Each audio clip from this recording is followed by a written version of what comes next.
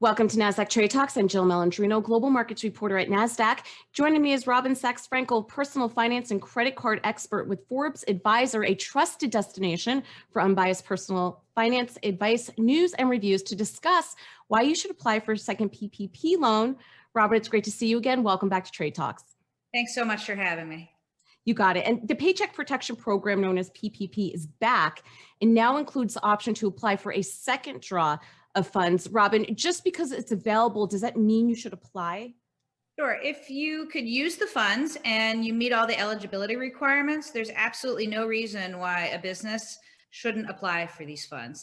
It's the whole program is intended to help businesses shore up their payrolls and help them continue to operate. So it's a very low risk, low cost loan, even if you can't get forgiveness. So absolutely, go for it.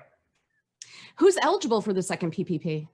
Anyone who is eligible for the first round of Paycheck Protection Program is eligible to apply for a second draw loan, except for business size is the main thing that's changed. Previously, if you had 500 or less employees, that was one of the rules of eligibility. Now you have to have 300 or less employees to be eligible to apply for a second draw PPP loan. Will more money be available to the businesses harder hit? Sure. Some of the hardest hit businesses have included things like the accommodation sector and food services, hotels and restaurants and things like that. And those businesses with this second draw loan are eligible to apply for more money, 3.5 times their monthly payroll, as opposed to other sectors of the industry, which are only eligible for a maximum of 2.5 times their monthly payroll. The biggest criticism of the first PPP was how messy the process played out. Do you expect it to be easier the second time around?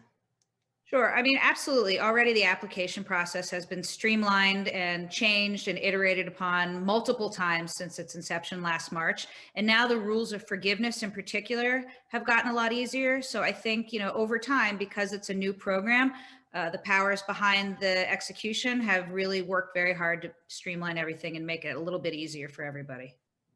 Now, what happens if you can't pay the loan back? Sure. There are a lot of folks who may not meet the eligibility requirements for forgiveness, whether that's complete forgiveness or they're seeking partial forgiveness. The thing to remember is that this is a historically low cost loan. The interest on PPP loans is only 1%, and you have up to 5 years to pay it back.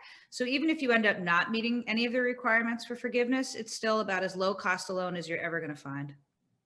All right, Robin, appreciate the insight as always. Thanks for joining us on Trade Talks, and thanks for joining me. I'm Jill Malandrino, global markets reporter at Nasdaq.